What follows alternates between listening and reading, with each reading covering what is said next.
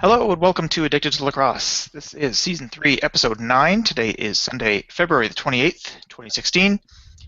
My name is Graham Perro, and with me as always are Melissa Daphne and Tyler Fitch. Melissa's got her video working, so we can actually see Melissa for the first time in several weeks, so that's a good thing. Um, no news to talk about this week, but a whole bunch of really interesting games. So this is going to be a fun one, I think. I guess we'll start off with Friday's game. Buffalo over Saskatchewan, 19-18 in overtime.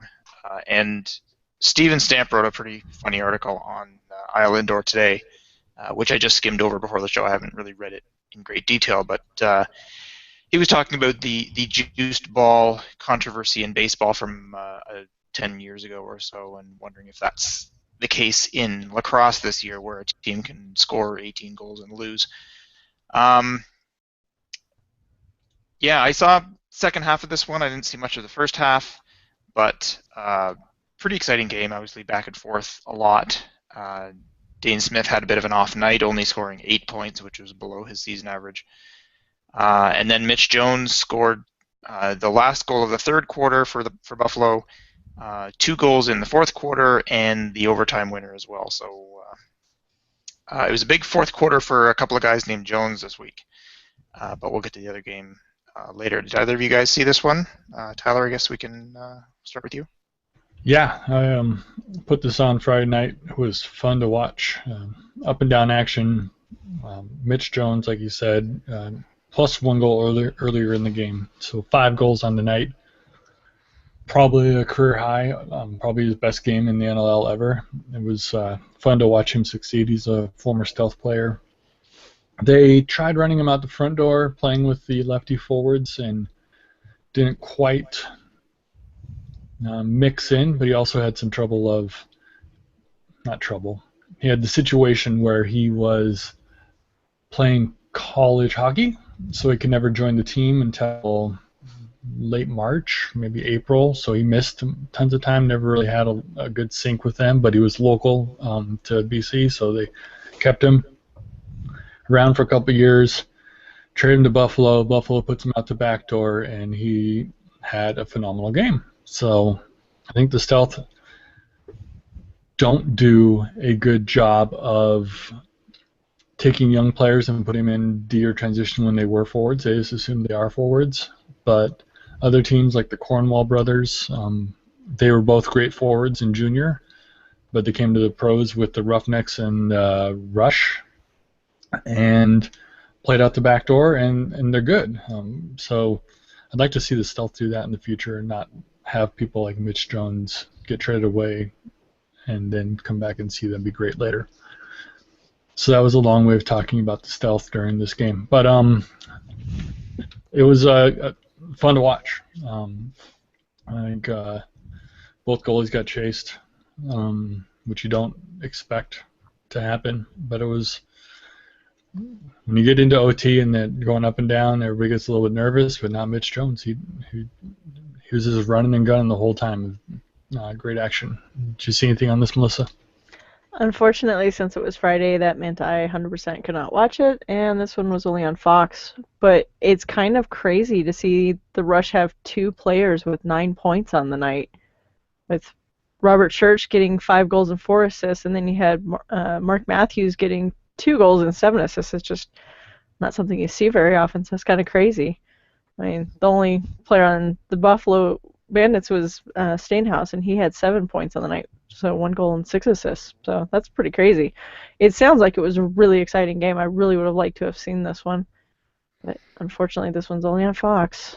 But especially when you look at just 18 goals, you think you should win if you score 18 goals and have 2 players have 9 points on the night. Yeah, you should probably have won. And for it to come down to overtime and to lose, it's just, wow. I kind of want to watch this game now. It's not fair. Especially for a team that's been known to be one of the better defensive teams in the league for the past 4 or 5 years. For one of those kind of teams to score 18 goals and still lose is unbelievable.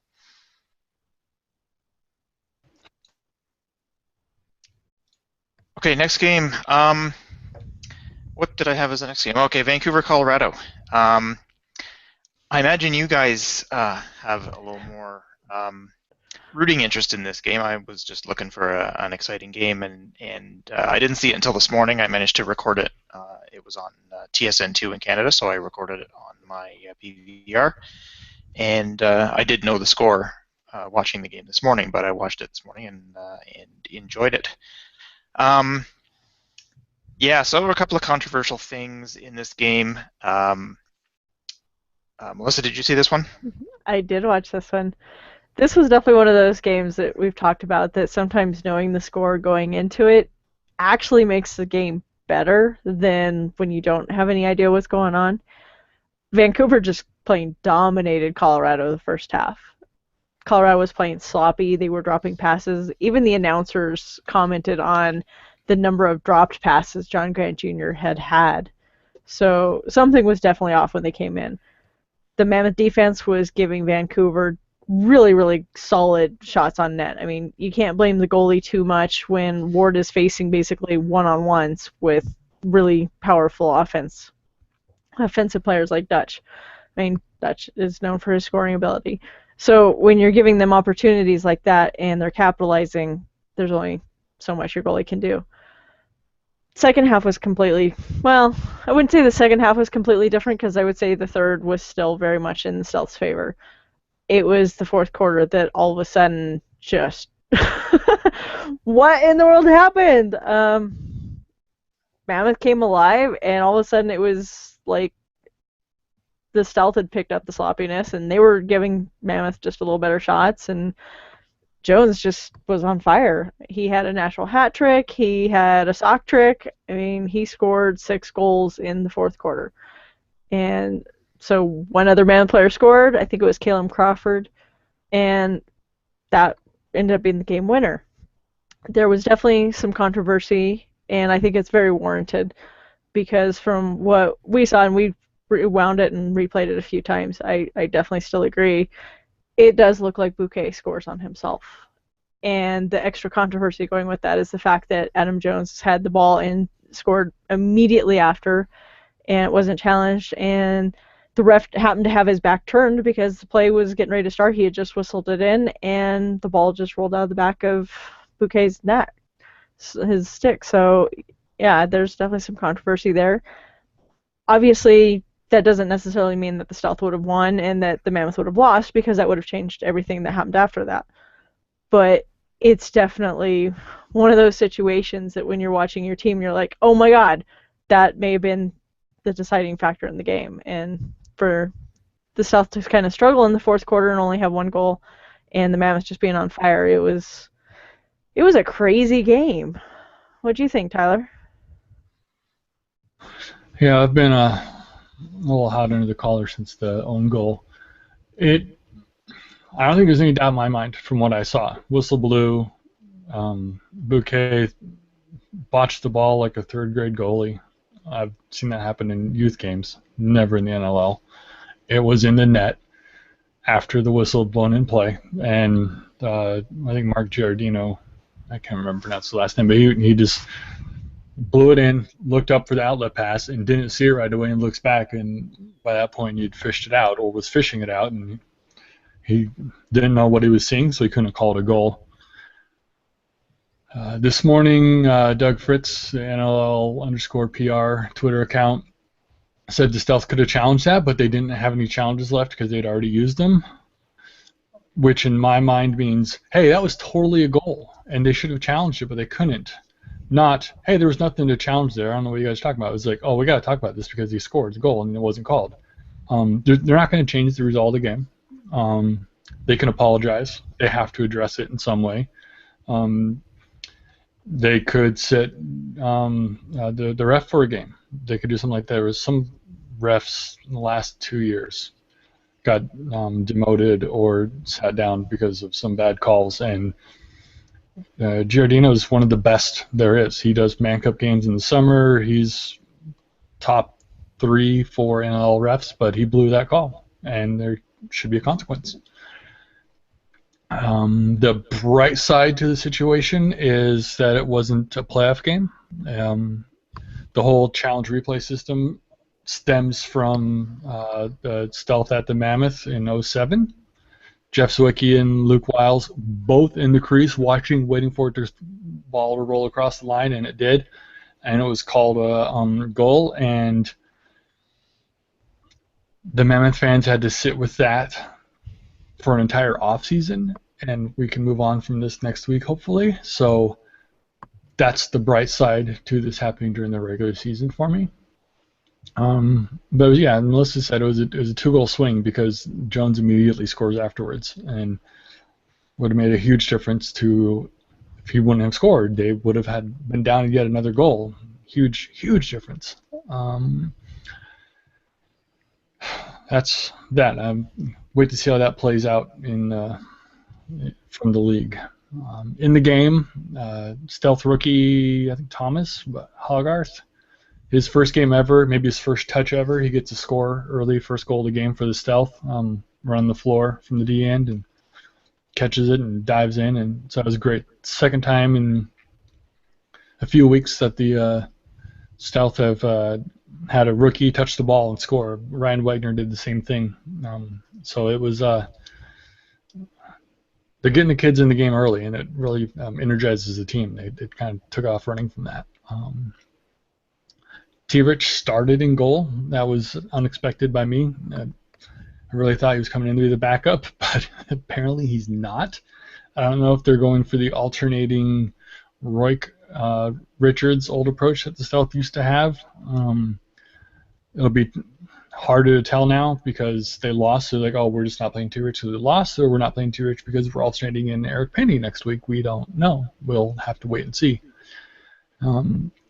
Jeff Molesky had his best game I've seen him play in a couple of years. He was very up and amped for this game, and he got to exact his revenge on the Mammoth captain Dan Coates. They had a little fight there to settle a situation from Dan Coates when he high-sticked Cliff Smith and gave him a concussion, and Cliff hasn't played since. You watch that fight. They're ready for it, and as they're fighting, the way I would describe it is Dan Coates was fighting to defend himself. He's like, I just got to get through this fight. And Molesky was just walking into it like, I'm going to annihilate this guy. And he didn't annihilate him, but he won the fight. And he was never on the defensive. He was just going to go finish the situation that started when Coates high-sticked Cliff. Yeah, I think Coates got maybe 1 or 2 hits in. It was very, very, very one-sided. Yeah, I mean, it goes when that happened a month ago. That's the game when Molesky got kicked out of the handshake line, and apparently it was a good choice because this would have happened. Is the apparent situation. So yeah, but he was, but all sorts of energy from Molesky. Like he was clearing the ball, hustle. It was great. Let's see. 2 p.m. start time was screwy. I think that probably affected somebody like John Grant Jr., who's so used to the routine of having probably a nap during the day and everything, but he had to play early, and that was everybody was a little bit off their rhythm. Stealth had a hot start, but still, it's not the time they're used to playing. Nobody is, and I think that affected everybody a little bit at some point.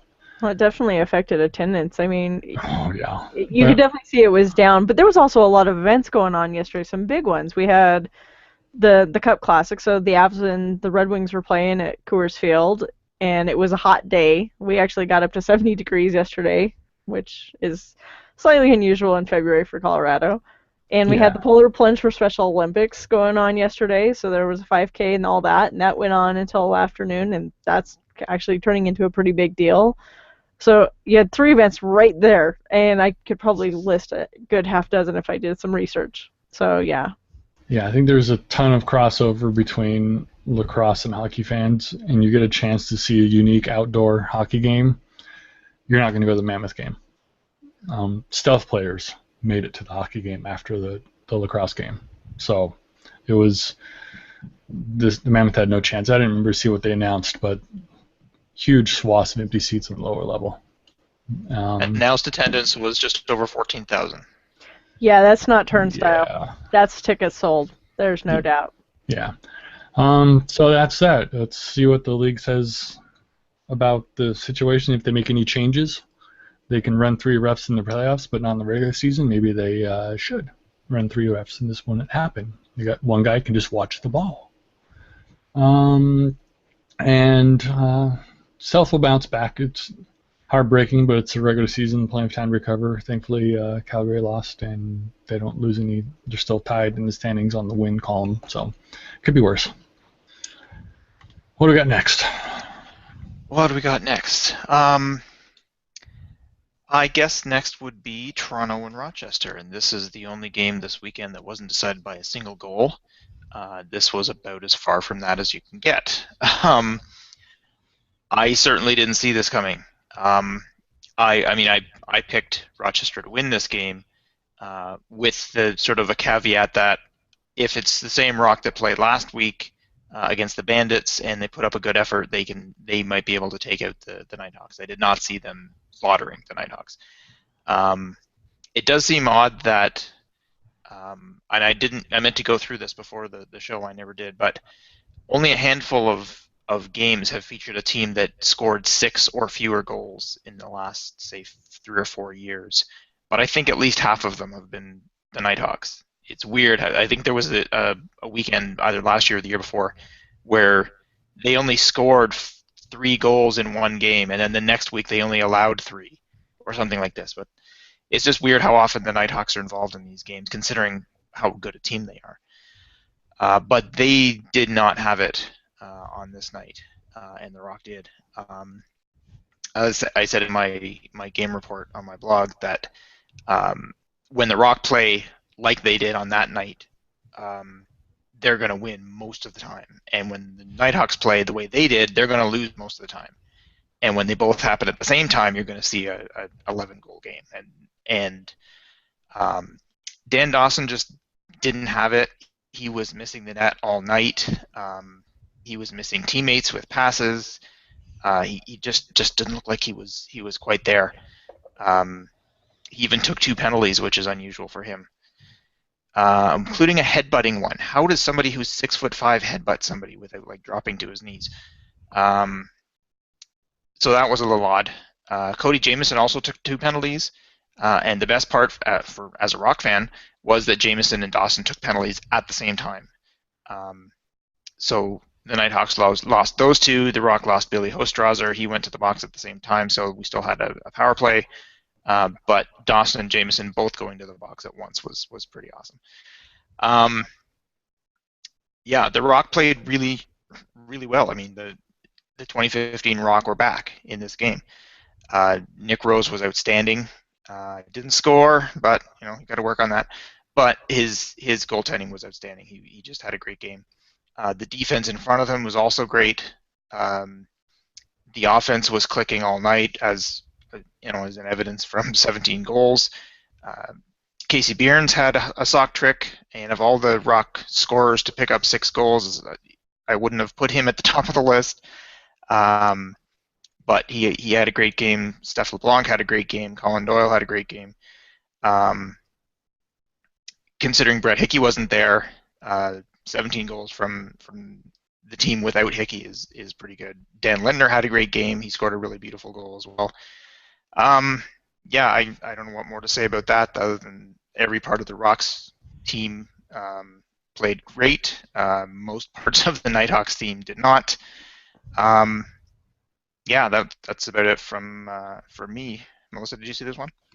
I didn't see this one, but it was very surprising to see the score. I definitely picked Rochester, but that was because, as we said, did Toronto win the previous week because they're finally over that hump, or was it a fluke? And maybe this is kind of telling us that, the Rock have broken out of whatever thing was causing them to stumble, and they might actually be a team to reckon with the rest of the season. So it's crazy to see Rochester fall off the way they did in this game. Not to take anything away from the Rock, because obviously they had they had to have a good offense too. But just to see Rochester with only 6 goals against a team that was 0-7. Did they get up to 7? 1-6. They were 1-6 at that point. Okay. So that's Pretty crazy. Did you see this one, Tyler? Yeah, because the that early start time in Denver, I was able to tune in and watch this one. It was a lot of interesting plays and calls, like Hostrauser taking both Dan Dawson and Cody Jamieson to the penalty box with one single play. Bill Greer got dumped into the Rochester bench, punched in the face, and got a penalty. Things like that were unexpected, but I think in honor of the Oscars tonight, I'm going to go ahead and open the envelope for best NLL player that was hurt, and it's Josh Sanderson. He is making a difference this year with when the Rock have him and don't have him. I think, Graham, you got the numbers here. The goals per game is off the charts, and they're night and day. And even losing Hickey, they're like, it doesn't matter. They've got what they need to produce and win games. And guys, 37, 38, 5'0", and an incredible spark plug that drives everything. Pretty amazing game. Rochester is got me worried that they're not doing anything. They're not clicking. And they beat the Stealth, and that appears to have been a miracle compared to some of the games they've played this season. And they're I don't know, they're aging or they're falling off, whatever the reason is, but they're not looking sharp. Any other thoughts, Graham? The Nighthawks are traditionally, but in the last 5 or 6 years anyway, seem to be a slow starting team. I think in all three of their championship seasons, they started off, 500 at best over the first 4 or 6 games, and then gradually got better, and by the end of the season, they were unstoppable. So I'm guessing this is basically part of that, though. They're now 7 games into the season. This is about the time that they would start to put things together. Obviously not on this night, but I didn't mention Matt Vince, who was not sharp at all. He was pulled after, I think, 7 goals. And Angus Goodleaf did a pretty decent job in relief after that. He certainly made a number of surprisingly good saves. Maybe not surprisingly good, because Goodleaf has been one of the top backups in the league for a couple of years.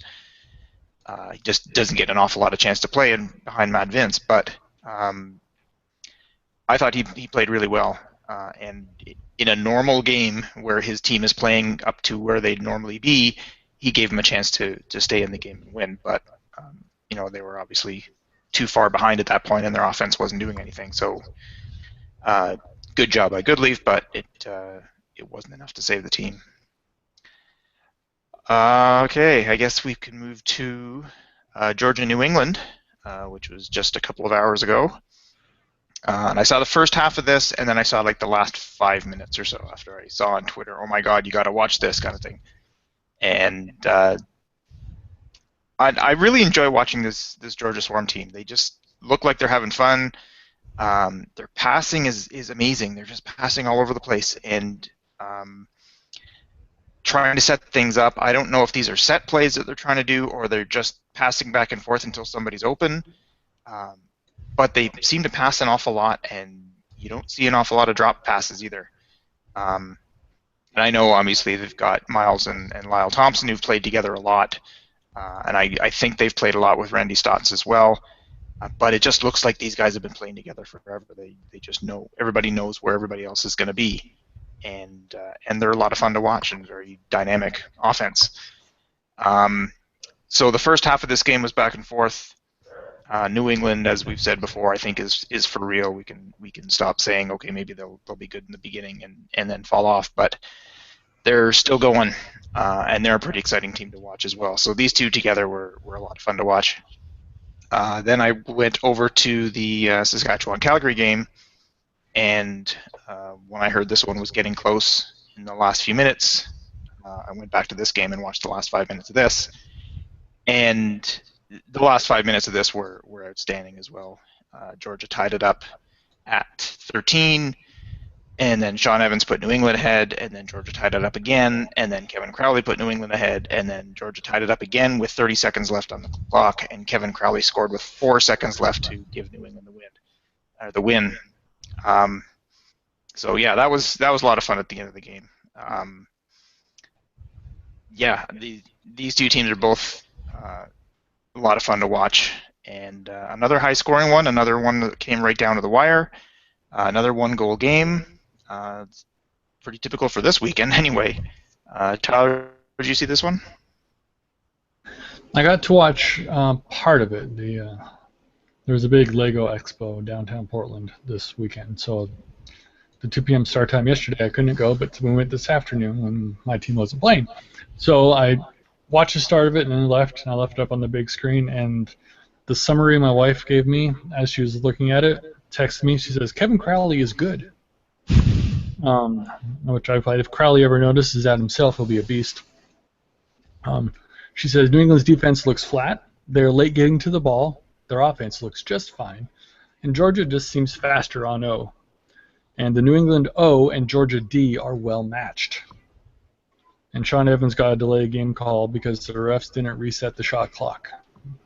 So I guess the refs are having trouble everywhere this weekend. Yeah, third quarter lead for Georgia there, at least 2 goals, but no quit in New England. I think they're used to playing Sunday games at home. They just weathered that, and they look good. They look really good. The coaching staff has got them in the right places, I think, and got them thinking about the right things, and Sean Evans is a huge difference maker. Again, say that I think every week now. But they're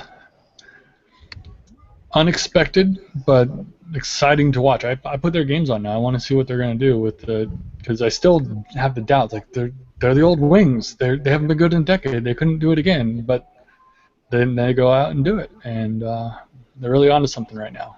Any thoughts here, Melissa? I'm kind of bummed. I guess I wasn't paying attention to which games were on today, and I didn't realize there was 2 of them to watch potentially.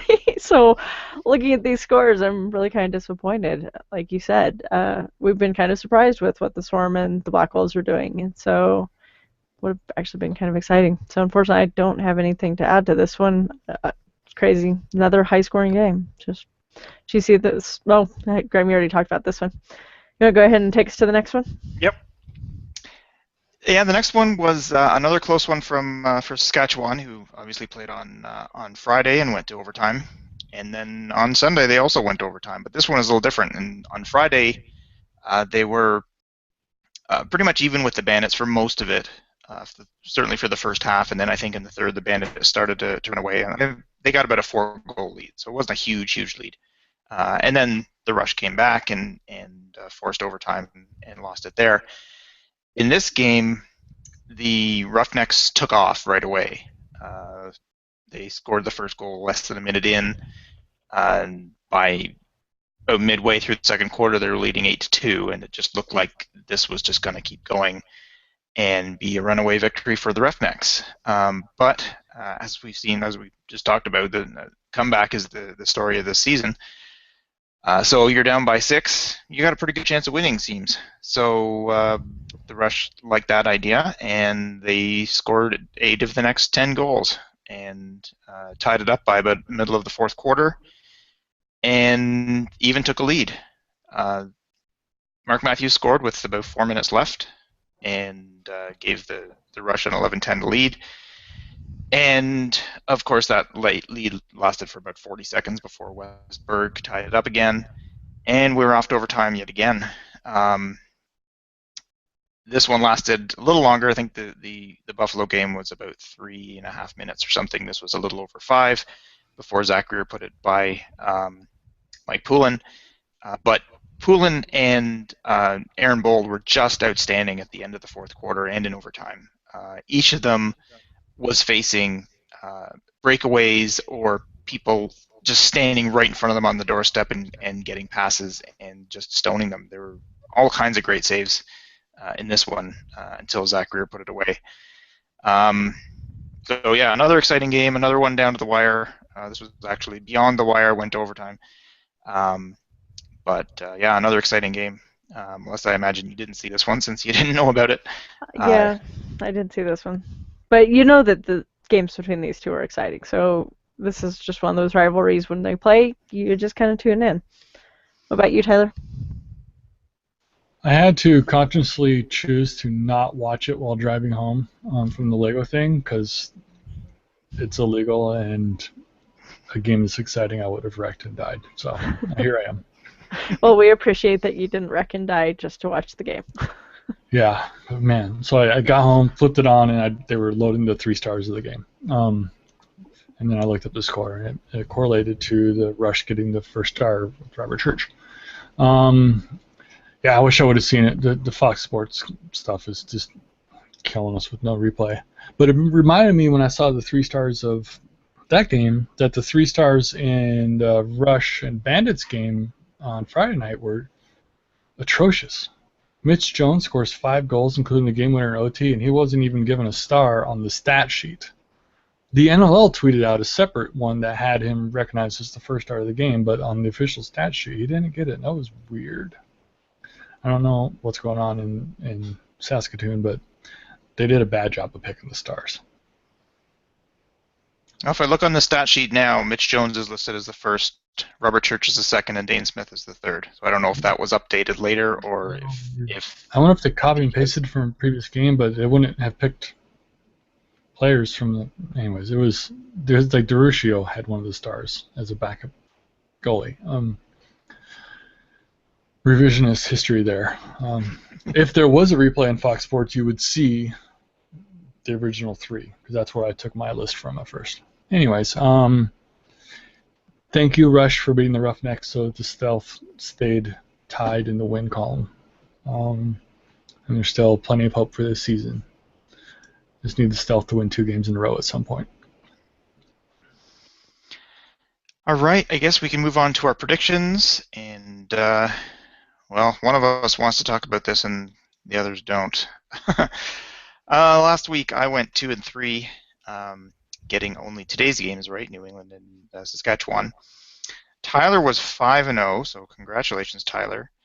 And Melissa had all the opposite picks from Tyler, so we won't go into that any further.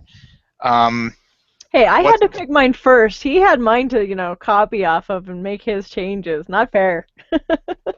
Yeah, I looked at between the 3 of us who had the best record and picked the opposite of that person, which is the most logical thing to do.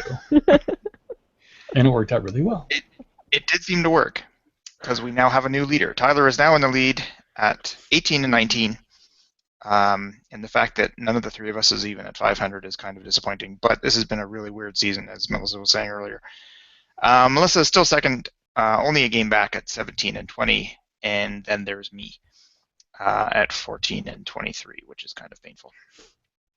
But Tyler, since you're in the lead, you get to give us your picks for next week first. Yeah, I was ready to throw in the towel and pick him for the season. It was going so bad. So we have 3 games. Rochester at Calgary. Like I said, Rochester's giving me concerns. I have doubts in them, and then they have to go on the road to Calgary, and Calgary plays well at home, even if they've lost at home this week just today. But they're a good team, and they can beat Rochester, and so I picked them to do that. New England at Colorado. Colorado's getting ready to run away with the West, which is kind of fine if they can keep beating up on Edmonton and Calgary. But I think New England battle first place teams. New England can win, even in Colorado. I think New England have got this lack of fear. I don't know how to describe it, but they're like, we'll play anybody. We'll play our way, stick with it, and it works. And I think they can go into Colorado and sneak out a win. Finally, Buffalo at Vancouver. Cross-country trip for Buffalo. I always put some sort of mention into that and weight into that. I don't think it means anything, but still I think it's hard. Dane Smith will come in and score 8 points and continue to lower his season average, and the Stealth will get a win in my mind. because they don't ever lose 2 in a row, or I guess maybe they have because of their records, but they're going to get a win, and they very close to having 3 in a row if they pulled that off, but they didn't. Still, they're going to get the win, and with that, I will pass it to Melissa.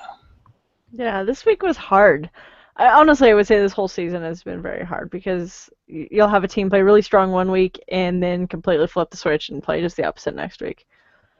So I definitely second guessed and triple guessed and quadruple guessed myself on my picks. Uh, I'm also going with Calgary against Rochester. I think Calgary actually has been playing stronger than what their record shows. The fact that they've had so many 1-point games and overtime games, I think actually is an important factor. Rochester's been just all over the place. And not to take anything away from the Rock, but you do have to wonder about what kind of a team Rochester is right now, the way they played this weekend. And so I think with Calgary having a strong loss, that they just are going to be a little hungrier and probably play a little more cohesive. So we're going to go with Calgary there. Colorado New England was really tough because I wanted to pick New England because I do think New England's playing strong. I think Colorado's going to underestimate them. But I also think this is one instance where the Mile High City actually might be to their benefit. It's not very often we get the East Coast teams out here. And the fact that Colorado played here this weekend and they're playing there again next weekend, I actually think is going to be better. And I think that's going to help for a lot of players who've never played here, potentially, because we just don't get the East Coast teams out here. Buffalo and Vancouver, this was tough, and I went back and forth on this one a lot, but I'm going to go with Buffalo. Man, it looks like I'm the oddball on that one. What about you, Graham? Okay, Rochester, Calgary. Both teams coming off losses. Calgary's actually lost 2 in a row, both in overtime. Actually, I think they've lost 3 in a row, but the last 2 have been in overtime. So in the last 2 games, they've played well but lost, whereas in the last game, Rochester did not play well at all. Both of them will be looking to come out and sort of atone for the previous game. But like I said, Calgary played a lot better in their game despite losing than Rochester did. Now maybe that could mean a bigger change for Rochester, but I'm going to go with Calgary in this one as well. And I flip back and forth on this one. Like Melissa was saying, we keep flipping back and forth because these are tough. New England, Colorado, I was about to say I'm looking forward to watching this one, but I just noticed that all 3 games next week are Saturday night. 2 of them are at 9 Eastern and one's at 10. But the New England, Colorado game is only on ESPN in the US and only on TSN Go in Canada, so I have no way to watch it. So I will be watching Rochester, Calgary, and paying attention to the score on Twitter, and that's about as close as I can get. But yeah, this one was also tough. New England is for real, as we've said. Colorado obviously is for real because they're leading the West. Yeah, I think this is going to be an exciting game. One thing to watch, and we did mention it when talking about the New England game earlier today, was that Evan Kirk was really good. He had a great game, and has been one of the top goalies in the league so far this year. And I'm wondering if I'm talking myself into picking New England for this game because so far I have Colorado. But they are playing in Colorado, like you said, Melissa, and that gives them a bit of an edge. I don't know if the altitude makes that much of a difference, but the fact that they'll have 14,000 in quotes fans at that game, and we've talked about this before, Melissa, how they keep announcing 13, 14, 15,000, and you'll tell us, yeah, there weren't that many people there, but that may be how many tickets were sold. But in any case, it's a loud place to play, and there's a bit of a home field advantage for the Mammoth. So I'm going to go with Colorado, I think, there. And Buffalo, Vancouver. This one, I looked at the numbers and thought, okay, well, Logan Chess is having a great season. He's putting up all kinds of numbers. Garrett Billings can do that anytime he wants, and he certainly looks back to form. He wasn't playing, Billings-esque lacrosse while he was in New England last year, but he certainly looks back to the way he was when he was playing for the Rock. before his injury, and of course Reese Dutch can do that as well. But then of course you've got Dane Smith and Ryan Benesh, the most lethal duo in the league, I think, at this point, for Buffalo. So this could go either way. I'm going to give it to Vancouver and hope that the home floor advantage gives them a bit of a boost as well. So I guess that will do it for tonight, unless you guys have other things that you wanted to mention. Nothing comes to mind. No, I really don't have anything either. Nope. I already did the polar plunge, so I can't even talk about that. Okay. I guess that will do it. So this has been another episode of Addicted to Lacrosse. For Tyler and Melissa, I'm Graham. Thanks for listening, and we will see you next week.